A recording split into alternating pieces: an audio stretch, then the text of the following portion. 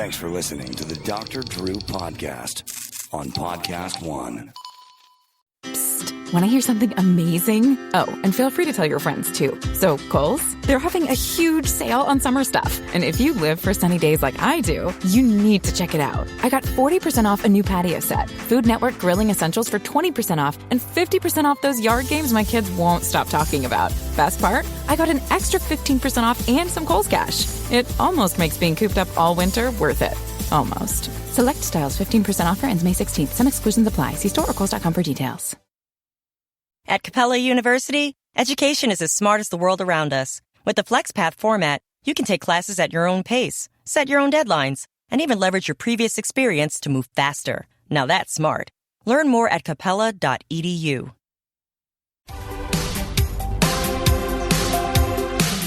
Hi, everybody. This is Julie Chrisley, inviting you to listen to our podcast, Chrisley Confessions, on the Podcast One network. Each week, we play listener voicemails and offer advice, suggestions, and opinions based on our own life experiences.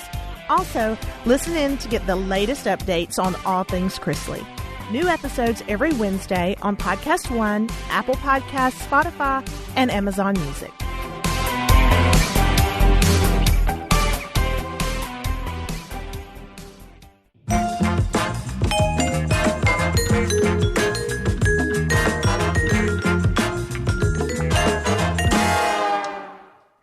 Hey, everybody. Welcome to Dr. Drew Podcast. Again, we thank you for all the support. And do check out After Dark. And don't forget the streaming shows. It's all at drdrew.com. And keep the wins and the sales of the Corolla Pirate Ship. We have lots of great products that that support us. And please support them so we can keep doing this. Today, it is my distinct pleasure to bring in Dr. Adolph Brown. Masterclass, Fostering Empathy, No Place for Hate. His also website is Doc Speaks, D-O-C Speaks. Twitter and Facebook at Doc Speaks. And Instagram at Adolph Brown. Monsieur, welcome. Thank you for having me, Dr. It's Drew. a pleasure to see you, my friend. Dr. Brown and I have been struggling together for a little while, dealing with the times in which we live. And I want to get into it even more with you. And by the way, he has books including Championship Habits, Real Talk, 2 backpacks. Tell me about 2 backpacks. Well, 2 backpacks, Dr. Drew, is exactly kind of what we're talking about today. Everybody has something that they're carrying that other people know nothing about. As you know, we always say in the mental health world that you're only as sick as your secrets. Mm-hmm. So, we show the first backpack, but that second backpack is carrying a whole bunch of things, a lot of things that we haven't resolved, that we haven't dealt with. And just like with small children, when we don't talk things out, they still come out. So we have a lot of people that are carrying things and also bleeding on people who didn't cut them. I would argue that most of what's in that backpack, we don't even know. We haven't looked in there to check it out, right? Well, that's an excellent point.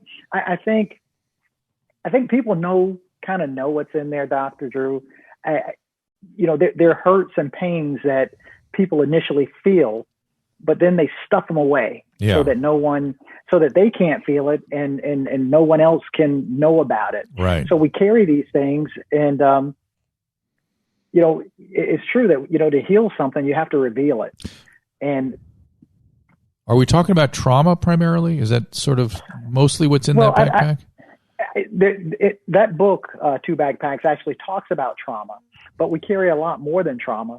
We also carry drama. Yeah. And I think oftentimes people don't know how to separate the two.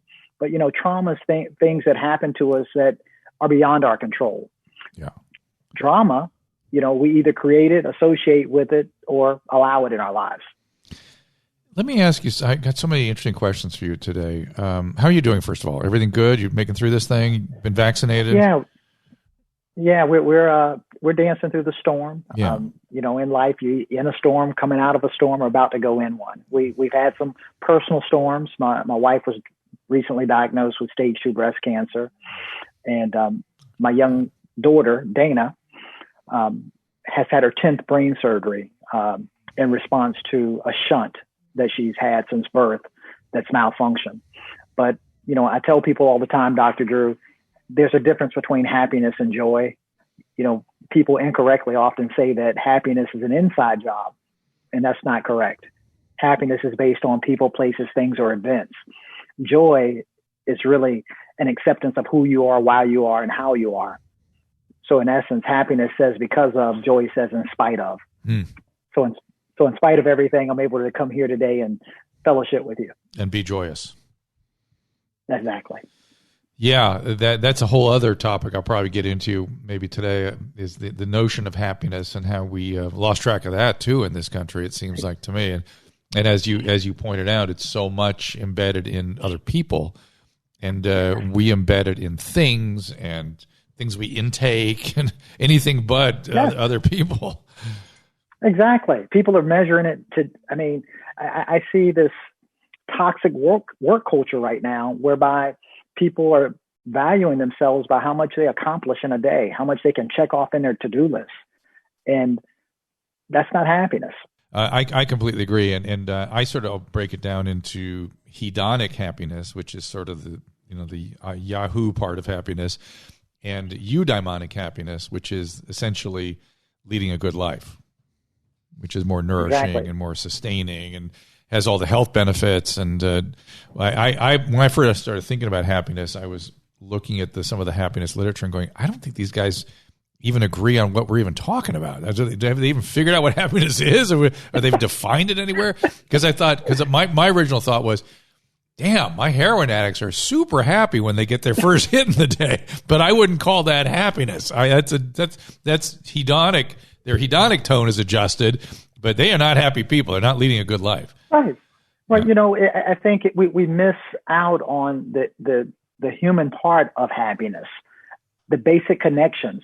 And as you would know, when they did the rat playground, where rats were given cocaine in a water bottle, and by themselves, they drank until, they died.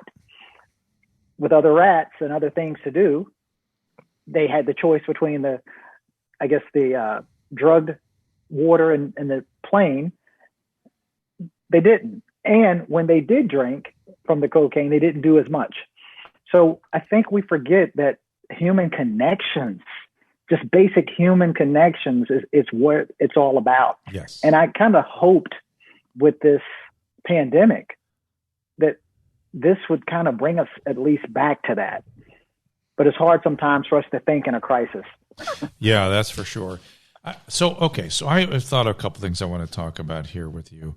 And the first is probably the easier of the two, which is I'm a little confused. I'm surprised, I guess, or astonished is maybe a more accurate word, at people who I've just noticed there's sort of two camps out there in the world right now. There's people that want to tell other people how to live their lives, and people who are concerned about doing too much of that, right? And then by the same token, it seems like there are a lot of people who sort of want, they like that direction from above. And I've never really seen that before. It's very interesting to me. It's one thing to sort of all get together and say, okay, we're collaborating on this, we're good citizens, we're all going to get together, we'll listen to our leaders. But there seems to be sort of a gratification that I've never really noticed before. I mean, it's probably always been there. But I never noticed that there are people, some people are just sort of gratified by the ongoing crisis and the ongoing sort of, it feels to me, authoritarian kind of directive. So what do you think is going on there? Well, I think that actually kind of talks about that second backpack. So when we don't address our rejections that we carry, whether subconscious or not, when we don't address those rejections, they become projections on other people. Interesting. And when I say that, think about this. Like, I'm carrying stuff that's so heavy, Dr. Drew, that I don't have the coping capacity or strategies to deal with it. Doesn't mean that, they're going to go away. And I will tell you this, hate is strangely seductive. So zealots from all stripes, when they can find something to connect that baggage they're carrying to something to get rid of it, that's what I believe happens. I believe that I'm carrying the weight of the world. It hurts. I'm stressed. So if I can get with your cause and throw rocks, that's cathartic. It may not be healthy catharsis, but at least I'm getting out some of this stuff, angst that I have in me. I want to point out that Dr. Brown is also a psychoanalyst, so he knows from whence he speaks. But he's learned he does a lot of coaching, so he's learned to do it in language that we can all kind of access. Yeah, and I see so much of what you're describing in social media. That's where it's sort of done. That's where this seems to be acted out. And it's funny to me. I've noticed also in recent months, Gary, back me up on this. You don't have a mic anymore. Huh? Oh, sorry about that.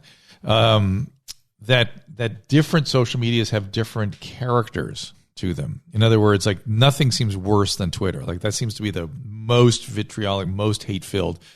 And I go over to Instagram, and that seems sort of supportive. And then you go to TikTok, and that seems interesting and different and supportive. Well, Gary's going to give us. YouTube is the worst. Well, Gary says YouTube is the worst. That's not really been my experience because I don't have a big YouTube following, to be fair. That's probably why. But it's so interesting to me that there's different qualities to who's congregating in these different environments. It's funny that, well, again, we'll have to find out as I grow the audiences. I'm trying to figure out TikTok and YouTube. I want to see what happens when those grow. If it ends up just like Twitter, which it might. What do you think about that? I think that it's exactly as you say. When we don't, I think everyone's looking for an outlet. Yeah. And it's not necessarily an outlet where I want to be convinced, I want to be educated, I want to be informed. I want an outlet for my stuff, for whatever I'm carrying. So it's kind of like if we're an angry bunch, then that's where I'm attracted to. Yeah. If we're a touchy-feely kumbaya bunch, then right. That's so. And I see that, and I tell you, in my travels, Dr. Drew, when I would sit beside various people on the airplanes, and they were really passionate about something. Now there would be people that would be able to actually articulate, hey, I'm passionate about this because this policy and this person has done that. But then you meet people who are passionate about things, and when you talk to them, they can't tell you why. Mm. They just know I'm just angry. I've seen a lot of that. Yeah, a lot of that. In fact, some people have even been angry with me, and I go, why? And they'll say something completely like, where did you get that idea from? Where did that come from? It's like, let me try to straighten it out. It takes like 30 rounds to get them sort of straightened out again. Isn't that weird? Well, and you're nice about it. Sometimes I can be a little direct and say, did your dad not hug you enough? It's really that's funny. Goes back to what they're carrying. Well, that's kind of where one of the places I wanted to go next. Did your dad hug you enough? Because I want you to put on your psychoanalytic head for a second and explain to me, if you can, and I know these are sweeping generalizations and sort of constructs that may or may not be accurate, but I'm trying to understand the Trump phenomenon and the Trump counter phenomenon. They both seem they're related in some way, but let's just call it Trump derangement on one side and Trump, what should we call it, Trump mania on the other or something. And thankfully I sit between them going, what the hell's going on here? What is happening? And so you tell me what is your sense of what that is? Well, I think it's explained in very basic terms of neuroscience. I think the fact that our brain teaches us without our permission, and if you have a brain, which we all do, we have biases. The brain doesn't like to be wrong, so the brain constantly looks for things that already confirm the information that it has. That's called confirmation biases. So when two people sit down with diametrically opposing views, unless they're present and intentional and purposeful in the debate, they're only going to hear information that they already have. Why has this gotten so much worse in the current times? I mean, our brains have these crazy biases. It's just how the operating system works. All of a sudden, that's what's in control. Whenever I talk about biases, I just think about flat earthers and people like that who are just really hard to argue with. Right. And what happens, the larger your box, the better. The brain gets over 400 billion messages a second. So the larger our box is, the more we've been exposed to. But the fact of the matter is, the smaller somebody's box, the more they think they know. Uh-oh. And they're really certain about those two things they know. Oh boy, Dunning-Kruger effect. That's where that comes from. Yeah. I've seen an awful lot. I feel like we're coming out of the Dunning-Kruger stuff, though. I've saw an awful lot of that for a long time. I kind of feel like there's a little more humility right now. I hope. I don't know. But here's the more difficult topic, and I want you to help me with this, because I think I understand it, but I maybe not. Which is the topic of white supremacy, and correct me if I'm wrong, and straighten me out if I'm not getting this at any point.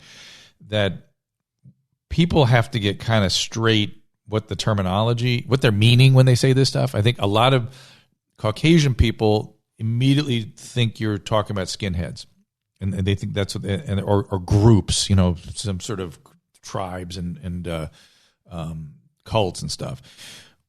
I believe what we're talking about is sort of Eurocentric, white-centric, not fully empathic kind of thinking.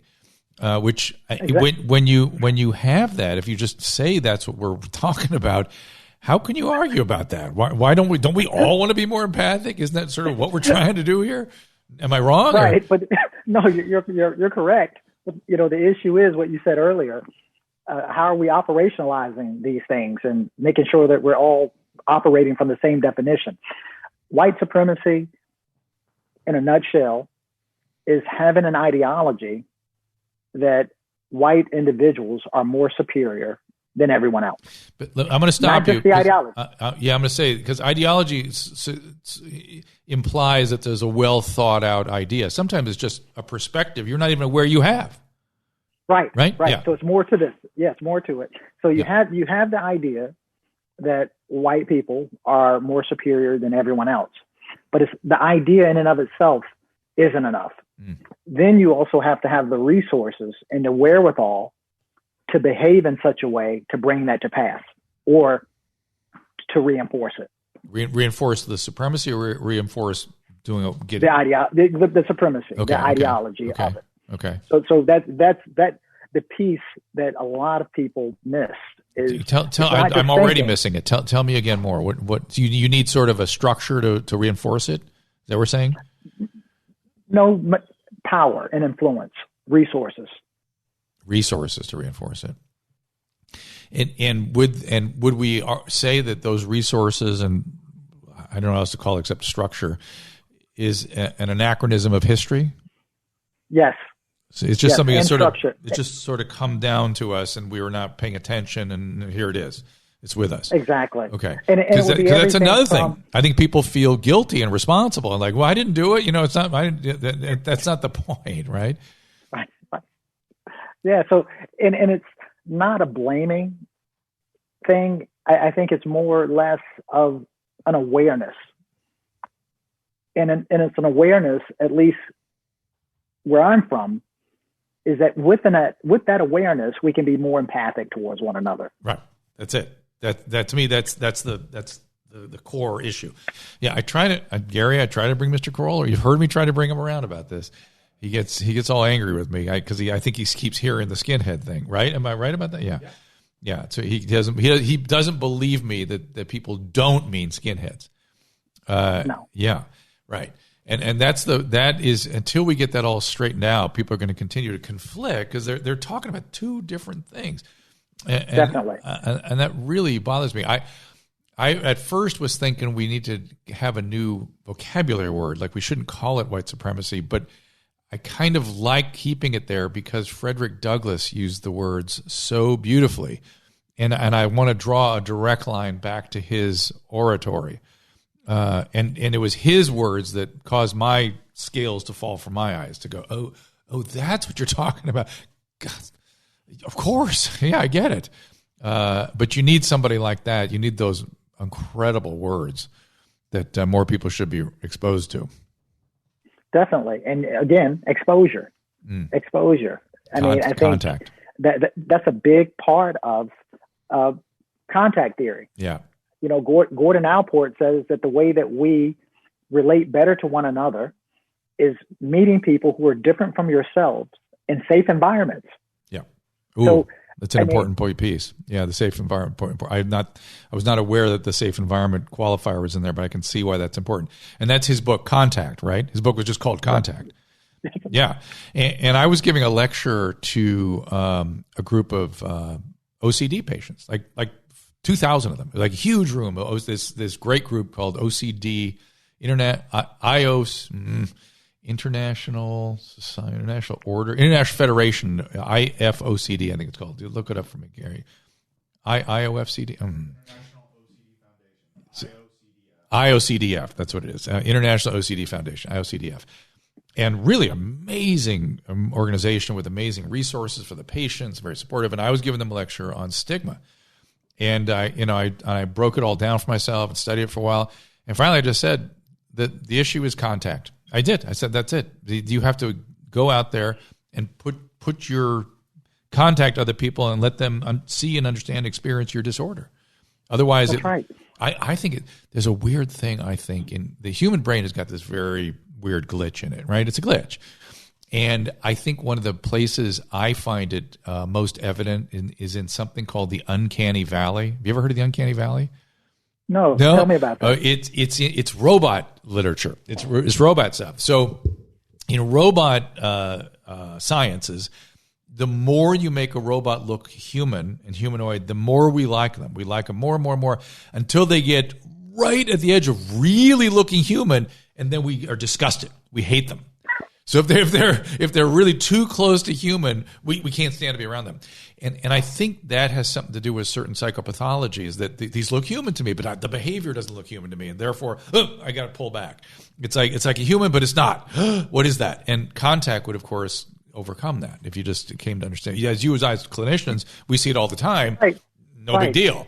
But to somebody looking at somebody gesticulating and psychotic on the street, that looks kind of other to them. And I think the uncanny valley figures into a lot of stuff with humans in subtle ways. Well, Kareem Abdul-Jabbar has a T-shirt right now, and I really, really love it. The T-shirt is a photo of Kareem and Bruce Lee. And the caption says, "Make a friend who doesn't look like you." Mm. And I don't think that I could say it any simpler or demonstrate or illustrate it any simpler. Kareem, I mean, they're different in so many ways. Kareem is 7 foot tall. That's it. Gary just handed it to me. Grab my sweatshirt for me. Oh, it's a very cool shirt. Yeah, you've got one. Cool? You've got one. Yes. Nice. But now let's kind of drill into that a little bit, because in where are you right now? You like in Maryland? No, Virginia Beach. Virginia. Okay, Virginia Beach. Nice. And in this part of the country, you couldn't navigate without having friends that don't look like you. There it is. Nice. That's a pretty cool shirt. So but in this part of the country, I mean, we are a polyglot here. I mean, nobody looks like anybody. It's just Southern California is just this huge mix, and there's some segregations of stuff, but I mean, you couldn't navigate here if you tried to hang out with people that just look like you. But that's unique to New York City and Los Angeles and maybe San Francisco. So it feels to us out here like, what are you talking about? How could I look like me? Nobody looks like me. I don't know who looks like me. But a lot of the country, that's not true. Right. I mean, and I personally think diversity is a given. I mean, I 8 kids that are from the same household, all of them are uniquely different. Mm-hmm. So diversity is in everything. Inclusion, on the other hand, is a choice. That's where the conversation should go. Define that for me. Inclusion. So inclusion is not just saying, I have someone who's different in my workspace. I have someone who's different collaborating with me. I have a friend who's different. Inclusion, true healthy inclusion, means I welcome people who are different. I support them. I encourage them to be in this space with me. So it's like an ally, sort of the ally concept a little bit. Exactly. Yeah. I get that. And While that's easy, again, that's easy out here, I think. I find it easy. But I would imagine if you live in the middle of the country, it's going to be like, I remember, Gary, a Loveline call we had years ago, it's flashing on right now. This kid calls up, he's from Ohio, and he goes, my girlfriend just broke up with me. She was the greatest relationship I ever had. She was sweet and loving and all these good things. And she was Chinese. And he goes, where will I ever find another one, another Chinese person? I was like, we were like, what? It's like, come out here, come to California. We got lots of them. It was just so funny to me that it was so foreign to him that he'd had this relationship with an Asian individual. It's like, and out here, you barely notice who's Asian, who's not. It's like, it's we're the Pacific Rim. Oh, yeah. Here. Well, there are parts of the country, Dr. Drew, that I visit where literally there are people in the audience who will tell me that I'm the first Black person that they've talked to. That is crazy to me. That is so crazy. And what's interesting is I don't think that it's where they don't want to talk to people who are different from them. I think their community is such that they live in a vacuum. They don't have the opportunity. Yeah. They don't have the opportunity. Exactly, and then again, back to what we were saying earlier about the supremacy thing, the perspective taking, you're just in it. You don't realize your perspective is affected by that. You're just in it. You're there. Heidegger used to philosophize a lot about this, the being in the world and how familiarity shaped everything. And yeah, it's interesting. So okay, so we're drilling. I want to drill a little more into the white supremacy thing and the difference issue. I had a train of thought. I tell you something. My COVID has messed me up a little bit. I assure you. I've been cheering for you and praying for you. I appreciate it. But you watch me. Here's what I want you to do: is if I transpose words and I'm not aware of it, I want you to pay attention and let me know. But train of thought and focus, attentionality on stuff is not right. But back to white supremacy thing and doing the straight line back to Frederick Douglass. He had a way of talking about this that was very accessible.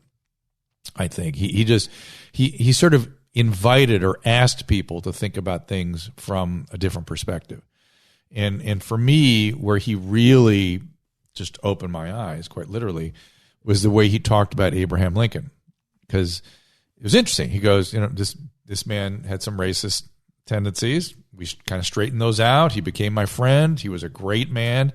He was not representing the black man. He did not represent. He would have, and he essentially said he was a white supremacist. He said those words out loud, and I was like, "What?" Abraham Lincoln. I was all upset about it, but I kept reading, and he said, "Look, he would have forsaken the entire black community if it meant saving the Union. That was his priority." And then I had another conversation with someone yesterday where he was defending whatever the compromise was in the Constitution that slaves were 1/3 human or whatever it was, and he was like, no, they had to do that. They were compromising because they didn't want slave to exist. And I said, no, that's your perspective. Here's somebody else's perspective. They went there. They did that. They felt okay doing that. You got to think of the other side perspective. Yeah, it was a compromise. Yes, they were trying to slow the spread of slavery, but they did that. They went there. That was an acceptable place to go for them. And you have to you got to always think. You got to always feel like what's going on in somebody else's perspective on any given moment. Well, you're talking about the behavior. I mean, so the ideology is one thing, but remember the behavior. They went there. They didn't think about it. They didn't just write it. It was actually a practice, something that people did. And, Dr. Drew, is so subtle today in things that people talk about. An author that writes a bit about this, or did write about this, James Baldwin. Yeah. And some of the things that they would say that you could actually see white supremacy in action in our society today. That if you were to look at anyone that had a but a painting of Christ, Jesus Christ, what would that photo look like? If you described it, what would it look like? A white guy with long hair, skinny. And a couple of wounds. Undernourished. And a beard. So in that, people would diametrically oppose the description of Christ in the Bible. Hair like wool, skin like bronze. So these kind of things are in the structure. These things are archetypes, as you said, that are passed down. And people have accepted them without necessarily being aware of them. That's right. I think that's the piece, because I think people feel guilty and they don't want to be blamed, and I think it's important to go, no, this is given to you. This is not something you created. This is handed over, and now we're just asking you to think about it. Think about it. That's it. And when we're asking people to think, Dr. Drew, I mean, the brain wasn't designed to help us to think. It was actually designed for shortcuts to help us not to have to think. So I've yet to be on a platform other than yours where I think we're separating thoughts from emotions. Any panel I go on, any talk show, it's just overladen with emotion. Yeah.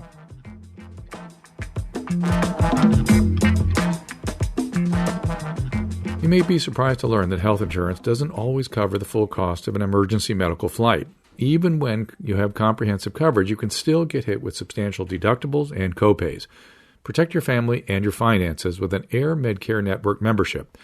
As a member, if an emergency arises, the expense of air medical transport is completely covered when flown by an AMCN provider.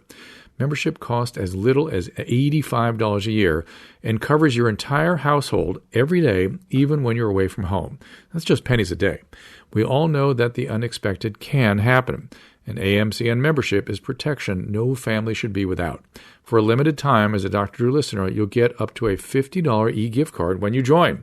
Simply visit airmedcarenetwork.com, airmedcarenetwork.com/Drew, and use offer code DREW. The Dr. Drew podcast is sponsored by BetterHelp Online Therapy, and in May's Mental Health Awareness Month and throughout June, Dr. Drew Podcast is proud to join the cause of destigmatizing mental health and destigmatizing treatment. You know I'm a big on this. If you are struggling with any mental health symptoms, BetterHelp will assess your needs and match you with your own licensed professional. You can start communicating in under 48 hours. It's not a crisis line. It's not self-help. It's professional counseling done securely online. And the service is available for clients worldwide. Log into your account anytime and send a message to your counselor. You can schedule weekly video, phone, even live chat sessions. BetterHelp is committed to facilitating great therapeutic matches, so they make it easy and free to change counselors if needed. It's more affordable than traditional offline counseling, and financial aid is available. But the services they offer are excellent. I've referred family, I've referred patients, and in this day of lockdown, the access through electronic media is something we're all used to. BetterHelp. So many people have been using BetterHelp that they're now recruiting additional counselors in all 50 states. Our listeners get 10% off their first month of online therapy at betterhelp.com/Drew. That's betterhelp.com/Drew. Wouldn't it be great if there was a pocket-sized guide that helped you sleep, focus, feel better? Well, there is. And if you have 10 minutes, Headspace can give you all and more. Headspace is your daily dose of mindfulness in the form of guided meditations in an easy-to-use app. It's the only meditation app advancing the field of mindfulness and meditation through clinically validated research. Need some help falling asleep? Headspace has wind-down sessions their members, including myself, swear by. And Headspace even has morning meditations for your kids. You can do it with your kids. Headspace's approach to mindfulness can reduce stress, improve sleep, boost focus, increase well-being. Headspace is backed by 25 published studies on its benefits, 600,000 five-star reviews, over 60 million downloads. Headspace makes it easy for you to build a life-changing meditation practice and mindfulness that works for you on your schedule, anytime, anywhere.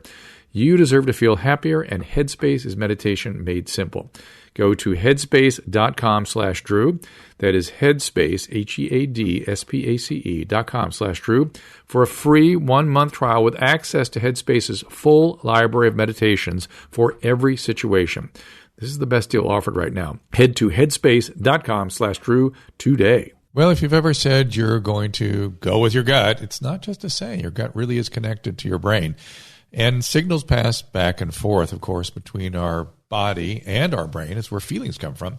Unfortunately, 74% of Americans are suffering from digestive problems. They have symptoms like gas, bloating, pain.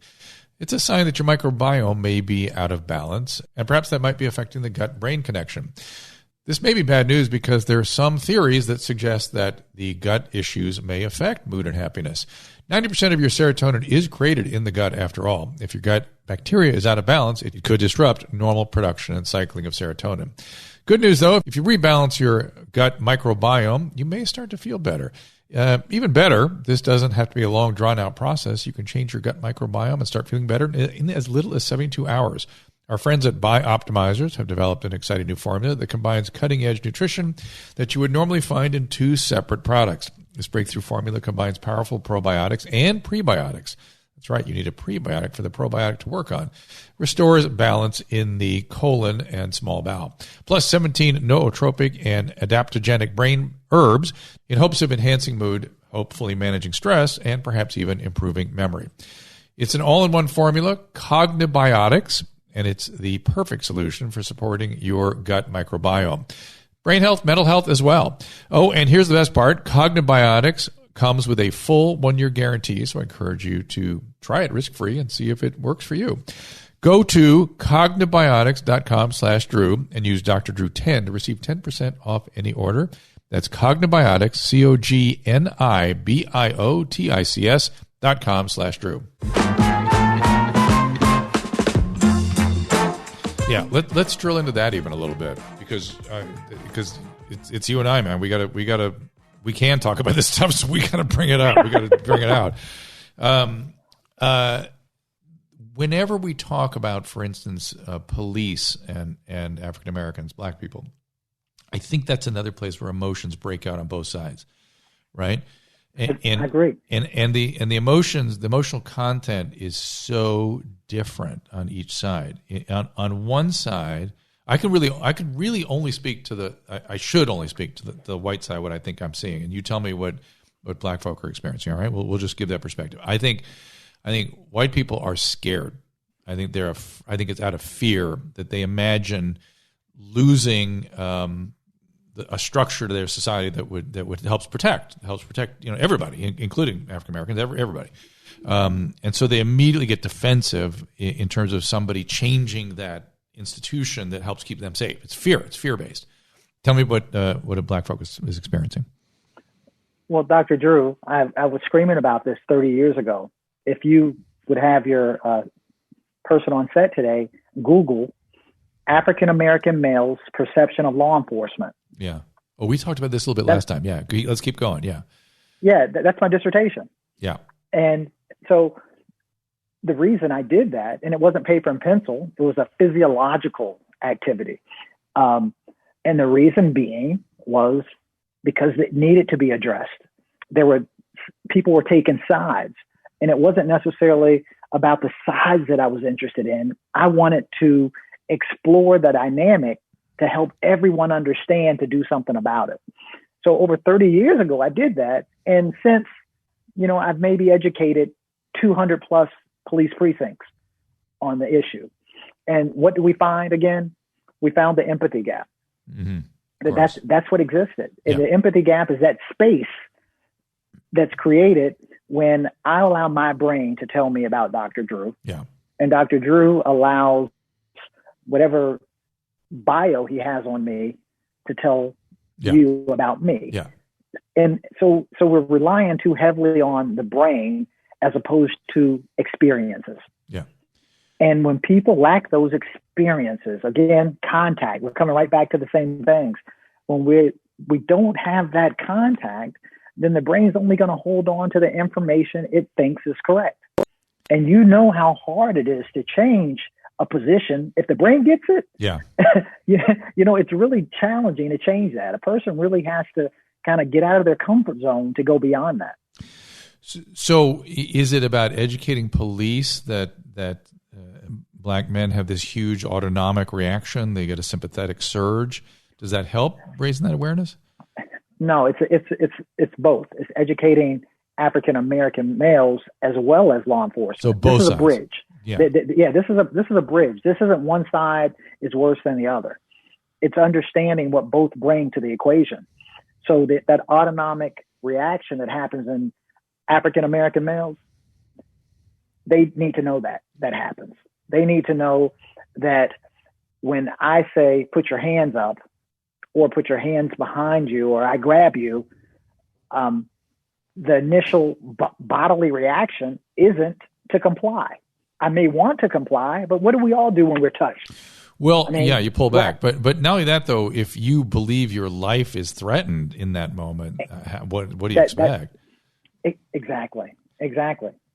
And is that something we could begin to help black children sort of accommodate if indeed the cops are willing to? Yeah. Well, Dr. Drew, there's something that's quite familiar in the black community, and it's called the talk. Yeah. The talk is basically explaining to black children who law enforcement, who they are, but also how to survive in an exchange or an encounter with law enforcement. And it's one that really shows and demonstrates respect for law enforcement, whereby parents tell their children to put both hands on the steering wheel, whereby law enforcement can see your hands at all times, where it says to make eye contact, where it says that if I need to reach for something, I say, may I reach in my glove compartment for my registration. So these are things that have been taught long before these days. That was taught in my grandfather's era. He was one of the first people to talk to me about it. And long before computers and social media, he would tell me how to remain safe. But I would think that there's I don't know that it's so explicit in amongst the Caucasian, but there is sort of that same kind of, Gary says he got that talk. Usually when you're a teenager, they go, hey, if you get pulled over, you listen to those cops. You do what they tell you. That's sort of, we keep it straight. And yet I was manhandled by cops several times, but I didn't walk away thinking cops are bad. I walked away thinking that cop's having a bad day, because that was not right. Well, that's a humbling, assertion for you. I try to get people, when they interact with people, that when things don't go the way they think they should go, to ask themselves, what might I be wrong about? What might, and imagine how many people can do that. Most of the audiences love that phrase, except when I talk to the American Medical Association, surgeons come up to me afterwards and say, I can never be wrong. Oh, or interesting. Or I was faculty once with the National Council of Juvenile and Family Court Judges. That was a group that had a problem with that assertion. What might I be wrong about? The issue is, the two of the most humbling things that we can do as human beings, self-reflection and self-correction. Yeah. How often do we do either? How else do you grow? How else do you learn? It's again, this is all astonishing territory for me, that people don't want to. And now in the COVID thing, people were like accusing people of lying for being wrong. It's like, you lied. It's like, Fauci did not lie. He just got it wrong. He based it on his previous priors. He's got Bayesian reasoning. And before this outbreak, we knew that viruses were spread on your hands. So we didn't want you taking your hands to your face and messing around with a mask. And it made perfect sense at the time. And then we learned something other. He updated his priors very quickly, and I'm going to move on. Well, that's best practices. Yeah. So best practices in any field. Yeah. Change. Yeah. That's why people are terminated when they're hired in the 70s and they're still practicing, or say for teaching profession, they're still teaching with that pedagogy or that theory. Right. When in fact there's been more research on how to do it more efficiently and more effectively. things move along. They move on. We got to update your priors, and not because you're a liar, not because you got it wrong. No. Even if you did get it wrong, say it, move on. Okay, yep, got that one wrong. Right. You can't function at a high level professionally and not get some stuff wrong. I'm surprised at the surgeons. Because usually in my training of physicians, I always tell them to prepare to get things wrong, but you better have a backup plan. And if you don't have a backup plan, then I'm going to crush you. Then I'm going to have some words for you. So you make your choices, defend them, show me the literature. Doesn't work? Cool. Let's get the backup plan in. So, and have a good reason for that too. So what does stuff keep you awake at night these days? Are there things that you worry about? It does. I often think about the fact that we don't have as many critical thinkers. Yeah, I'm with you. I think, I mean, I saw someone recently and they said, science is BS. Oh boy. Science is BS. I don't believe in anything, whatever. However, the reason I saw this person, I was actually sitting near them at one of my wife's breast cancer appointments. Oh. So the person was getting treatment for breast cancer. Yeah. But they didn't believe in science. Right. So, of course, that wasn't the time. You know, those are conversations I'll wait to have with Dr. Drew. But how would you say that? How would you approach that with somebody? Because to me, that's back to like talking to flat earthers. It's how when somebody has a worldview that causes them to arrive at a really destructive conclusion, how do we get them back into our world? Well, you almost have to join them initially. I mean, kind of you seek into their argument things that you agree with first. Got it. So that's kind of where I go. Okay, I hear you. Okay. So yeah, that would make sense. Yeah. That would make, okay, I got you. And then I go, have you considered this? What about this? Wait, let me ask something. I always thought my strategy might be after. I love your strategy of acknowledging their truths, but then going, gosh, if that were true, I'd have to change X vision of the world for me. For instance, calculus would stop working, or my understanding of biology would suddenly be, something I've done my whole life to have to be completely wrong. How would I deal with that? Or is that wonderment? That's the issue that we're having these conversations today. So if I would say kind of what you just said to someone, or if I would have said to the person in the waiting room at my wife's appointment, it could have come off demeaning. It could have come off belittling, and that's not the purpose. It's never of sharing. Good. No, right, sharing information. So I listened, and I kind of roundabout said, "Well, you know what? What I've been really impressed with is just how spot on they are with this, this breast cancer treatment. How did they come to that? Who are those guys?"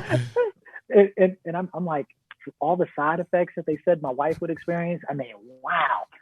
They know, they said she'll feel worse after a chemo treatment, but the closer it gets to the next treatment, she'll feel better. I just love the fact. So guess what? We started talking about that without me actually making the connection for them. Yeah. And that's really, when people can make it for themselves, that's a wonderful thing. And right. She left the conversation, Dr. Drew, by saying, it was nice talking with you. Yeah, of course. Yeah, I like it. I have to really. It takes a discipline, by the way, to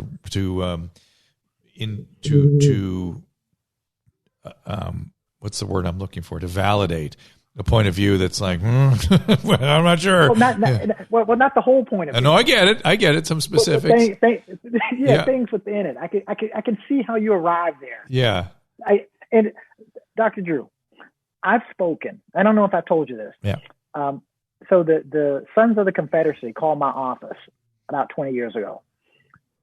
And someone answered the phone and they said, we want Dr. Brown to come and talk about diversity. And then they're taking the inquiry and then they say they're the Sons of the Confederacy. So the person that answered the phone says, well, do you know who you called? and they said, of course, we want Dr. Brown. And they said, the problem is we don't want any diversity, and we want to talk to him about that. Oh, wow. So everyone in my office, Dr. Drew, did not want me to take this engagement in Pulaski, Tennessee. They did not want me to go. And then I said, hold it. And I'm an educator, the dean at the university. And I'm saying, how dare I tell you to get out of your comfort zone and out of your box if I don't? Yeah. And I do. And by the way, often, if there were a group you'd want to persuade or at least move, this would be the group you'd want to move, right? Exactly. Yeah. So no one wanted me to go. I eventually went, and they didn't want me to go by myself. So my thing was, hey, you guys know where I'm going to be. I get there, Dr. Drew, and it wasn't like one of my big seminars or even a small one.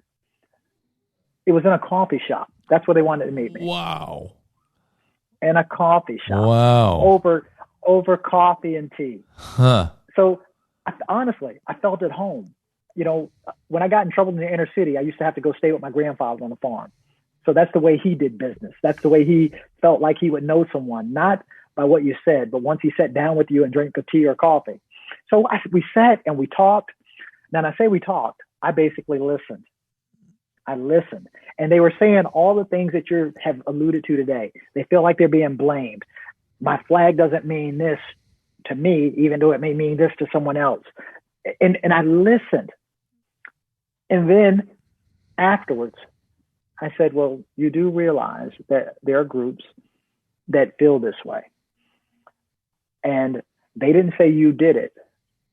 What they're saying is that's what it represents to me from a historical perspective. This was passed to you.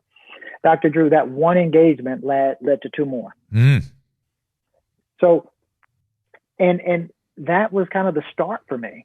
When there are places I go, I told you that I'm the only person of color. And when I get there, I have a huge duty to educate, but I also have a huge duty to listen. And that's why I think I'm successful at what I do. I mean, this was Frederick Douglass's thing, right? If you really read his biographies, he would go in these places, and it got dangerous for him, man. It did not go well, all the places, but this was what he did. And exactly. But to be fair, you have to have the skill that you have and that he had to deliver once you've listened. you have to have something in your quiver to bring to the table, and so it says a lot about you. Yeah. And did you move those guys at all? That's pull the curtain back. Tell us, get us the end of the story here. Well, the end of the story was it became an event for that area in Pulaski, Tennessee. An event, a collaborative event between the schools, between like local community agencies, their faith community. And I was able to say for the last event that I was actually contacted and initially brought here by the Sons of the Confederacy. And I talked about it. And people were just like, and I got to say, Dr. Drew, there were people who got up and left. What kind of person left? Well, they were white and black people who left after I said who actually sponsored my very first trip there. Huh. Because once you get that in your brain, you truly have to challenge it. And it takes more than just reading something. Yeah. It takes an experience. It takes meeting someone. Contact. This is back to us in contact again. Yeah. Exactly. So and I think I go to places like that more often than not. I mean, at least they said who they were. But I go to other places that, I listen to other speakers prior to my, prior to going to the lectern. And I'm thinking, okay. And I'll see, I want to move the pen, I want to move the needle. And I'll move the needle not by blaming. Sometimes I have to talk more about history than others. But when you talk about history, everybody realizes there's nobody in this room that's been around, 300 years. So they realize that you're not necessarily talking about them. You may be talking about their relatives or associates, but I'm not talking about anyone directly in this room. Are there other people or types or profiles that don't want to hear what you have to say, or that particularly can't let the emotion settle and start to listen? Definitely. I think when you have where the hate is one thing. And I think I've moved the needle for people that hate. Hate is really kind of apathy. They don't feel like anybody cares about them, so they portray that they don't care about anyone else. How deeply that runs is the issue. When hate is on the borderline violence, then that becomes an issue for me. I was in Oregon, and the hate was borderline violence. Also, Oregon. I was also recently Massachusetts. I love Massachusetts, so it's not saying that it was one place in the mountains of Massachusetts where, when I showed up, I was told that the people were coming to riot and like boycott and do all these other things because I was coming, because a black man was invited to talk to their white children. And that was the issue. And that was actually the issue that was given to me, was told to me by the superintendent. How long ago was this? Also, how long ago was that? How long ago? Approximately. A couple months. Oh, a couple months ago? God, that's so... You talk about perspective problems. It's hard for me to believe that. It's just crazy. Dr. Drew, it wouldn't be if you saw where we were. Remember contact theory again? Yeah. We may have to write about this, but they were in the mountains, Dr. Drew. So far up in the mountains, they didn't have to come down from the mountains for anything. Everything was, you eat on the mountain. They had a little mall on the mountain. So they were way up. And, so they were okay with that. There were some people that were just okay with that. Just leave our community alone. We're good. But then I was invited, and lo and behold, it became a huge issue. My team, we had never experienced anything like that. And it didn't end once I left. It continued. Did you get anything done? Oh yeah. Okay. I think that the young people understood that tour. The tour was called the One Love Tour. But again, Dr. Drew, I have colleagues in a place right here in Texas, or right down the street, so to speak, in a place called South Lake, Texas, where very similar things are happening to them, where there's a small group of people who are saying, we don't need diversity, equity, or an inclusion training. Leave us alone. We're wealthy. We're healthy. Take this stuff other places. Is there more hate around now these days? I don't think it's like more hate around. I think more hate is actually exhibited. I think people have been carrying those backpacks for years. But again, hate is strangely seductive. So it's gonna, it's gonna attach to whatever movement will allow them to get it out and this is a hard word for me to say with hate, but in a respectable way, not in a unlawful way. So the people that are jumping on the bandwagon with this anti-racism training is saying that, it's promoting hate in and of itself without listening and understanding. These are people, I believe, that if you got to know them, I think they would really be good human beings, but good human beings with tremendous backpacks.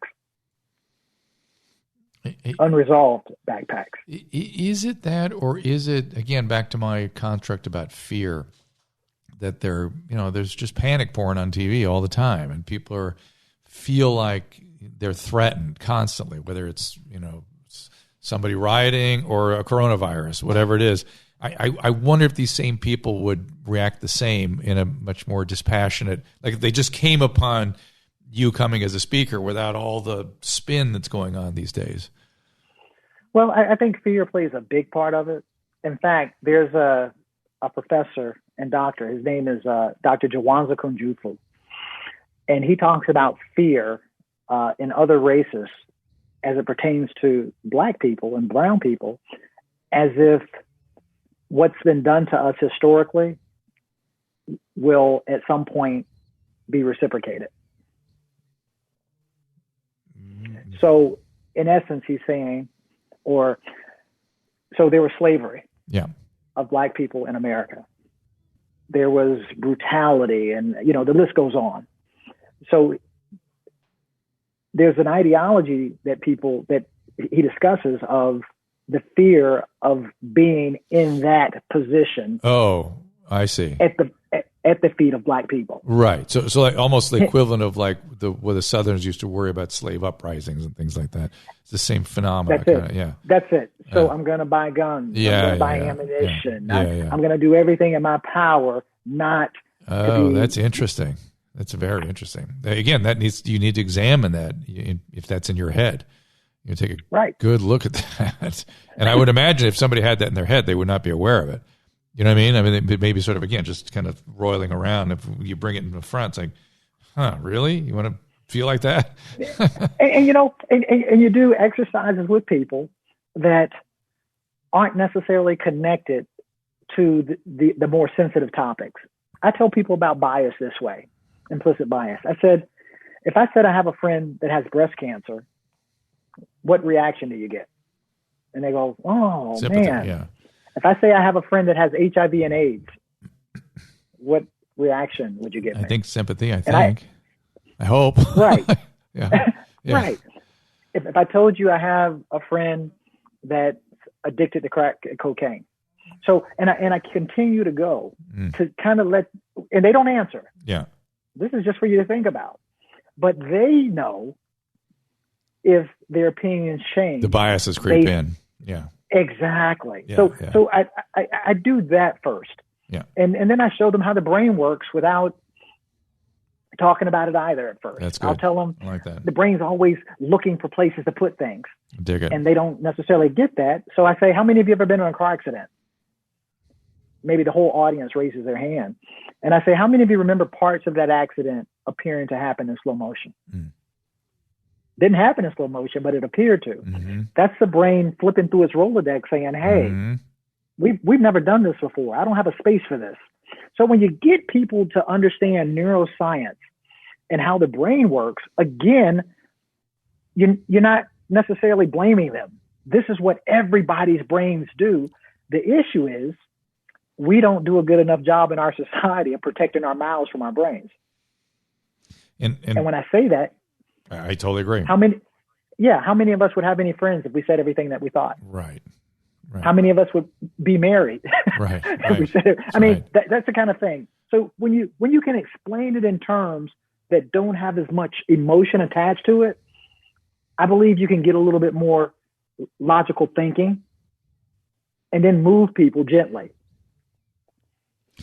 If anybody is interested in the cognitive biases, I did 2 podcasts with a cognitive scientist named Gleb Sapersky. I don't know if you can find that, Gary. Recently, they're within the last 4 months or so. Gleb, his name is TSIBURSKY, where we go in, we break down all the different cognitive biases and how they manifest and stuff. So it's a very pertinent topic. Which one? 451, 468. Say it again. 451 and 468 episodes. Dr. Brown, I've got to wrap this thing up. As you know, I could sit and chat to you, and we'd solve the world's problems, you and I, if we could just sit here and talk long enough. So that just means we need to keep talking. And it's always like to do that. Fun and a privilege to talk to you. And I'm going to look for more opportunities for us to be doing stuff in public, because I just think that these dispassionate arguments, discussions, you got to go. You got to go wherever this information needs to go. You know, people are very fearful and uptight, and they get defensive, and we can't allow that. We have to have, and we kind of know what we're talking about too, which helps too a little bit. So certainly you do. Again, it's at Doc Speaks, at Adolph Brown. It's the masterclass. It's for masterclass, you just look up masterclass. Actually, I'm on Patreon. Fostering Empathy, No Place for Hate. Is that the Patreon page? Yeah, Patreon is actually Doc Speaks. Patreon.com/Doc Speaks. Okay. That tour you're looking at, that's a tour that we're doing nationwide, and it's myself and a few others. Probably one of the most diverse groups that we can put in front of young people today, and that can be found at DocSpeaks.com. Right. Dr. Adolph Brown, thank you so much. Thanks, Dr. Drew. See you soon. For calling times and topics, follow the show on Twitter at Dr. Drew Podcast. That's DRDREW Podcast. The music from today's episode can be found on the Swingin' Sounds of the Dr. Drew Podcast, now available on iTunes. And while you're there, don't forget to rate the show. The Dr. Drew Podcast is a Corolla Digital production and is produced by Chris Loxamana and Gary Smith. For more information, go to drdrew.com. All conversation and information exchanged during the participation in the Dr. Drew Podcast is intended for educational and entertainment purposes only. Do not confuse this with treatment or medical advice or direction. Nothing on these podcasts supplement or supersede the relationship and direction of your medical caretakers. Although Dr. Drew is a licensed physician with specialty board certifications by the American Board of Internal Medicine and the American Board of Addiction Medicine, he is not functioning as a physician in this environment. The same applies to any professionals who may appear on the podcast or drdrew.com.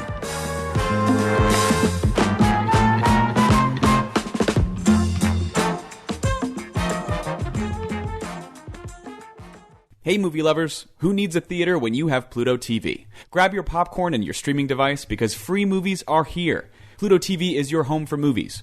Great movies are playing anytime in over 20 exclusive movie channels of action, horror, rom-coms, and more. Watch hits like Saving Private Ryan, Pretty in Pink, and Charlie's Angels all for free. No signups, no fees, no contracts. Ever. Download the free Pluto TV app on any device. Want to hear something amazing? Oh, and feel free to tell your friends too. So, Kohl's, they're having a huge sale on summer stuff. And if you live for sunny days like I do, you need to check it out. I got 40% off a new patio set, Food Network grilling essentials for 20% off, and 50% off those yard games my kids won't stop talking about. Best part? I got an extra 15% off and some Kohl's cash. It almost makes being cooped up all winter worth it. Almost. Select styles 15% offer ends May 16th. Some exclusions apply. See store or kohls.com for details. At Capella University, you're in control of your education. With the game-changing FlexPath format, you can set your own deadlines and move at your own pace. The faster you move, the more you save. Visit capella.edu to learn more.